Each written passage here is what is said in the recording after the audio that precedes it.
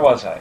Oh yes, Poet the Poet, and now we come to Lucy Angeleri, who is a mainstay in Queens poetry, writing it when practically nobody else was, and literally started a renaissance here in the borough of Queens. Does a lot of instructing at poetry workshops, member of Poets and Writers in the Poetry Society of America, one of the founders of the Fresh Meadows Poets. It took them a while to found it because they had trouble finding a fresh meadow to have their first meeting in. But actually, Fresh Meadows is a very charming neighborhood in Queens, and I never realized the poetic potential of Fresh Meadows until the Fresh Meadows Poets swam into my ken. How did you happen to decide on Fresh Meadows of all places? Well, basically, we did start our workshop in the Fresh Meadow Library. And then their schedule became heavy, we had to move, and so we just continued. We love the name and the image, so that it's remained that. Meadows so fresh you have to slap them. Is that it? Could be. Could be. Okay, let's see. Done a lot of readings and ran a few on Fire Island. I understand that you have something very interesting that goes on every year. I should understand. I went there once. Right. So tell us about that. Fire Island is no longer the literary center that it was when we had Wilcox Gibbs, Frank O'Hara, and so on. A lot of people are interested in partying and sports and that sort of thing. So it's lost its allure, I think, for the time being. But there's a new generation coming up, and I think it'll be. Well, the time I went, it seemed to be in fairly good shape in terms of poetry. Yeah. Oh, we have good readers. We're talking about the audiences that, you know. Ah. Yeah, people would rather watch the beach houses being swept away into the sea. So we've had some very rough storms lately. That's sad poetry, right? All right. Speaking of being swept away, I think it's time that we were swept away with a poem. Oh, I hope so. Okay. This has something to do with an experience I had this summer. I went under radiation for breast cancer, and I had this tremendous memory and image of the process. It's called radiation. Smiling down, huge, round seducer in dark room, sucking my breast with markings tattooed, slave-like, I must lean towards silver spool lights, awaken, prepare to escape, whispers, crass questions. Buddha teaches me to be warm, reposed. And I trust it helped. It certainly did. It certainly did. See, do you find yourself writing a lot of medical-based poetry? I used to write one hospital poem after another. I got so bored with them. So that this is the first time that I went back into the... All right. What else have you got in there? This is strictly political, but I think a poet should be able to express politics. It's in our pores, and it may not be literary in the true sense, but anyway, I had to express this. It's called The Contract. Is it a conviction to smother the poor? Is it a theology of a social whim? Or is it a popularity contest? The universe is juggling back and forth, and I am not poor. Which clause on the contract inspired this one? I think the whole blasted, you know, the Republican superstructure, you know, and the contracts and all the rest of it. Now we're taking it for granted, but we're trying to stand up to it too. All right, Not the moderate Republicans. I want you to know that I'm not a labeled politician, but I feel some of the right wings. Okay. Just to prevent you from from putting your foot in it, I think we have a poem called "The Foot." Oh, you do? Well, you do. Yeah, I do. Yes, right. I don't know if they would like to see just the sketch of a foot here. Somebody stepped on it. Just about. The foot. Footprints surprisingly discovered on a dig in 1985 were recognized as valuable as O.J.'s shoe prints, and nothing else matters. accept earliest direct evidence. After all, he does have human ancestors. The archaeological showing is soon forgotten. The tabloids sing these shoes to death, the history of man versus a punk. We're going to take up a collection later for a pair of sneakers for that for that foot. What else triggers off the poetic process in you? I understand you did some studies on the subject of Zen. Yes.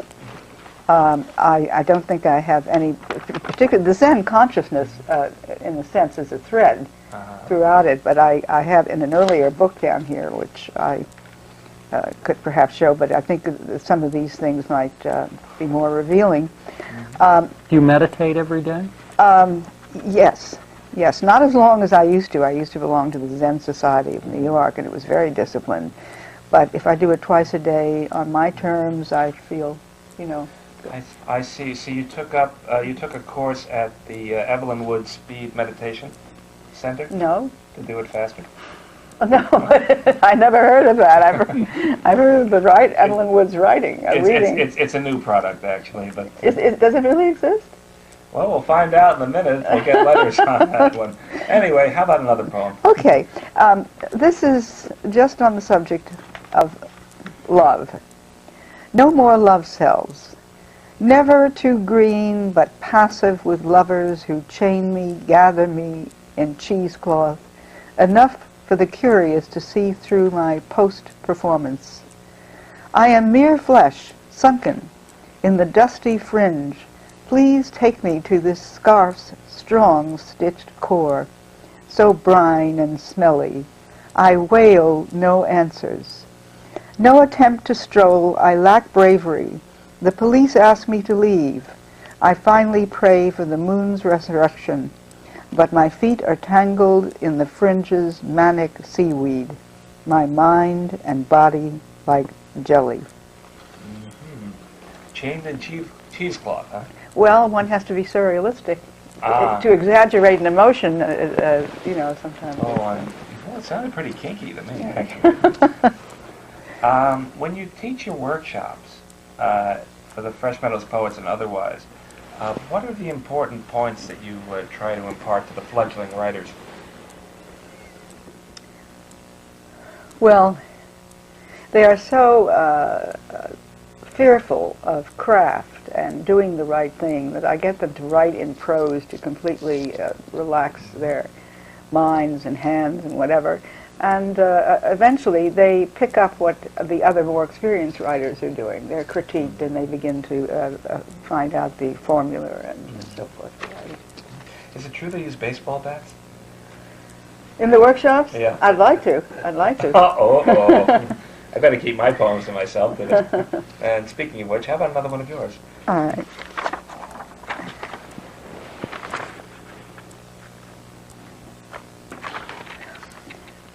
Confusion.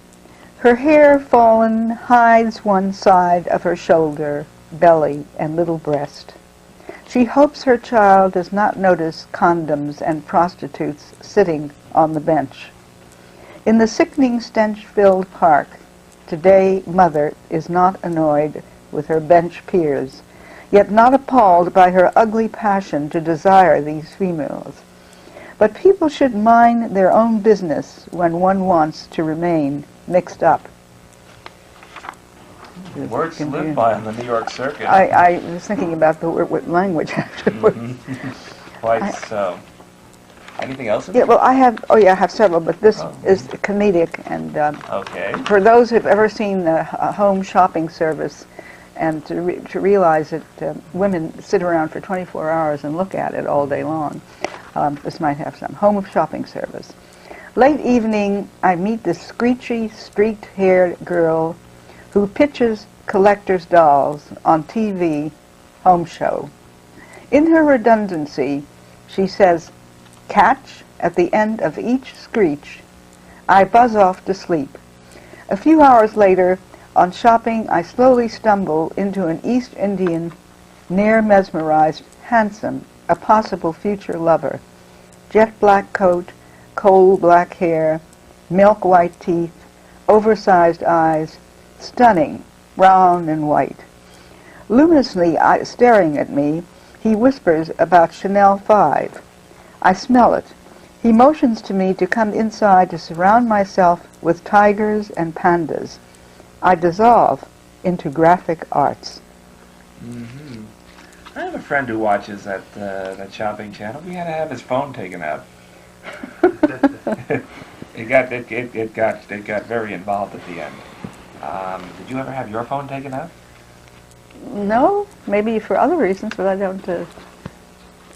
No, you never wanted to take my phone out, did you? Okay. I can be surreal too. You see, that's yeah. It's a real thing.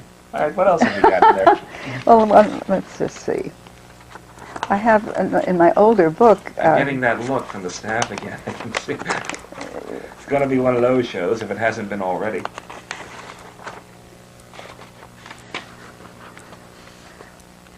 This is called In and Out. In bed, I can jump any wave, foam, everywhere. On ocean waves for sleeping, video of the water. The video dissolves into credits. In bed, I tread water and try to fall asleep in the mystic sea. I rouse myself to test and ride my tub, circles of splash. Destroy the tape, the whole video footage, and save myself for interaction with the slash of nature at the beach. Yet nothing in the sea lures me. Cheap aura of pink, blue, and purple, silent lightning. There are fearful white caps and undertows, fierce flies targeting my blood-dribbling mucus. Quickly, pluck me out of the ocean to safety, non-nature, polished interior, imagery. I fetch my ocean video from the garage and slowly sink down into green bath suds. Mm-hmm. Was this a waterbed? No, but you know, they have these cassettes, these videos rather of oceans to put you to sleep. And I had a waterbed once, but the ferry boats going back and forth under the mattress kept keeping me up all night. I don't even want to tell you what the tugboats were doing in that one, but anyway, so you've written all these poems, Lucy, you've written books, now you're even on television now and again, like here, right. And what's your next project? What's the next big thing for you? Well, I published 2 books, one through the New York Council on the Arts years ago, and one more recently with a smaller press, and so I don't think I'll go into that type of thing. I would love to continue to teach. I have a tremendous and to read. It's a very exciting thing. Now here I can't see the whole audience, but there's a chemistry that I can feel even if I can't see them. They can see you. Yeah. And I also am a psychoanalyst, not a psychoanalyst, a psychotherapist, and I work at that occasionally. Okay, well, Lucy Angeleri, thank you for coming on Poet the Poet, and of course, continued good wishes to the Fresh Meadows Poets, and thanks to Bill Duke for also coming on and dressing better than I did, which is a shameful thing to do, and I'm going to fill in for a moment with a few little pieces of my own devising, if you can stand it. A pebble drops into a pond. This is sort of a Zen thing. Gentle ripples spread in every direction, subtly altering all they touch. What do you mean you're seasick? She even worked in the waterbed, too. Waiter, champagne, for my search for that lifelong companion has finally reached its ultimate predestined conclusion. Last night an incurable virus appeared. All right, take it easy, take it easy. Moss-choked waters bubble in turmoil. Swamp gas wrestles with oxygen for air supremacy. Snakes and gators hiss discontentedly. Everglades tourist season opens again tomorrow. And with that in mind, I want to thank everybody for watching Poet the Poet. And until next time, this is Robert Dunn saying cognito ergo sum, or words to that effect. Bye-bye.